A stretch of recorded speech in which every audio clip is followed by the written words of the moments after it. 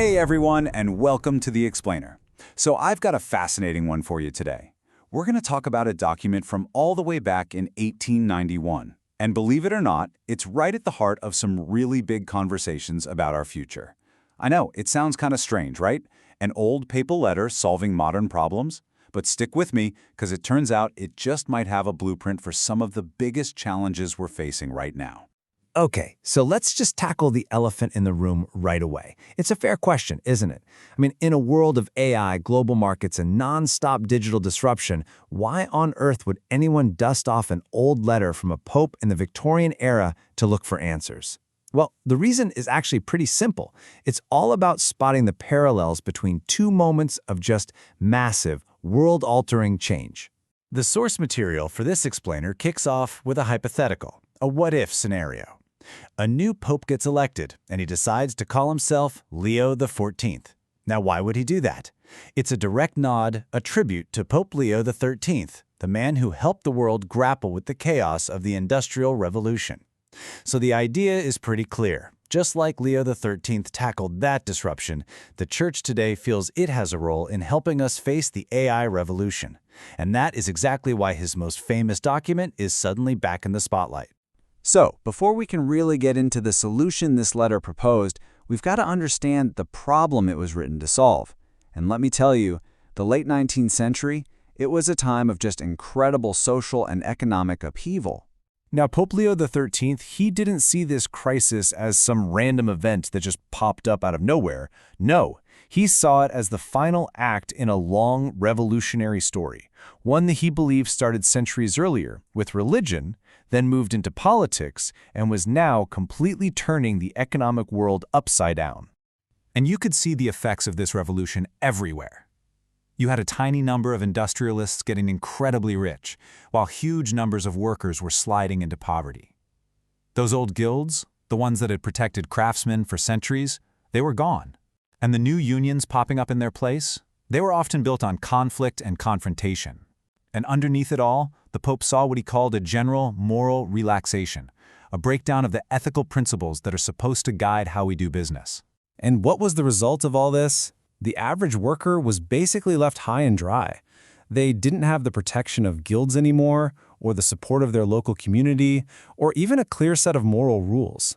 They were, in the powerful words of the encyclical itself, left isolated and defenseless in the face of a new and often ruthless economic game. Clearly, something had to give. And in that kind of desperate environment, a very powerful new idea started to catch on. It was an idea that promised a radical, dramatic fix for all this inequality. This was the core pitch of socialism at the time. The solution, it said, was simple. Get rid of private property altogether. Let the state take over. Collectivize everything. All the factories, all the land, all the means of production. You can see why that was such a powerful and appealing message for people who felt like they had nothing. Now, this is where the source material we're working from makes a direct connection to our world today. It argues that while you might not hear many mainstream groups calling for the total abolition of private property anymore, you can see echoes of that principle in other forms.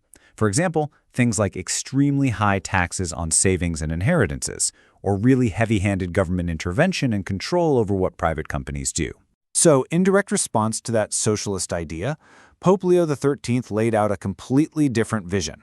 He mounted a powerful defense of private property, but here's the key. He didn't do it to protect the rich. He did it to protect the dignity and the freedom of the worker. The document at the heart of all this is called Rerum Novarum. That's Latin, and it translates to of new things. The name itself tells you exactly what it's about, taking timeless principles and applying them to the new, disruptive, and frankly scary conditions that working people were facing. The encyclical's first argument is just a really clear, logical chain of thought. It goes like this. A person works, and their labor earns them a wage. They use that wage to cover their needs, and if they're lucky, they save a little. When they take those savings and invest them, maybe buy a small piece of land or a home, that property is really just their wages in a different form. So if you take away their right to own that property, you're essentially taking away the very fruit of their hard work. The letter then goes on to tackle a really common objection. People would say, hey, God gave the earth to everyone, so private ownership must be wrong. But the encyclical does a complete flip on this argument. It says, yes, absolutely, God gave the earth to all of humanity. But that doesn't mean it has to stay one big, undivided plot of land. It means that the right to own a piece of it is universal. It's for us, through our own work and our own laws, to figure out how to divide it up fairly. So you see, the defense of property here isn't just based on one single idea.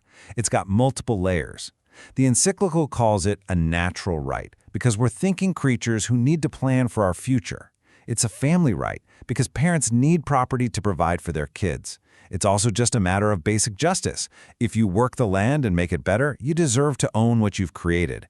And on a practical level, it's a huge motivator that encourages hard work and creativity.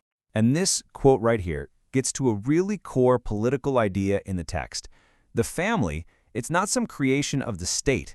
It comes before the state. And because of that, its rights, like the right to own property, are actually more fundamental. So the proper job of the government, according to this view, isn't to grant or absorb those rights, but to protect them. All of this brings us to the real heart of the matter. Why defend property so fiercely? What's the actual end game here? Well, it's not really about economics as a set of abstract rules. It's about something much more important, the human person. And here is where our source material draws the sharpest possible line in the sand. It frames the socialist goal as a push for equality of outcome, where the main objective is to level out all the differences. In stark contrast, it argues that the true and proper goal should be the dignity of the person.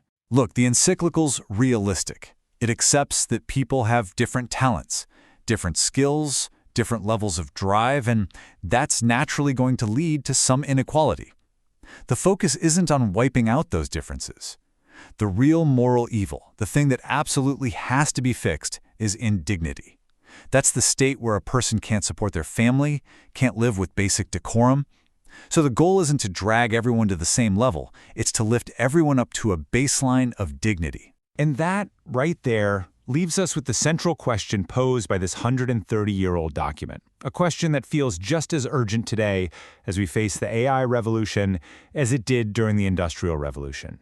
When we face these huge, society-shaking challenges, is our main goal to force a kind of equality on everyone, or is it to ensure that every single person has what they need to live a life of dignity? That's a question we're thinking about. Thanks for joining me on The Explainer. Creado, editado por EJASO y apoyado en la creación por inteligencia artificial. ONER Ediciones, NR3.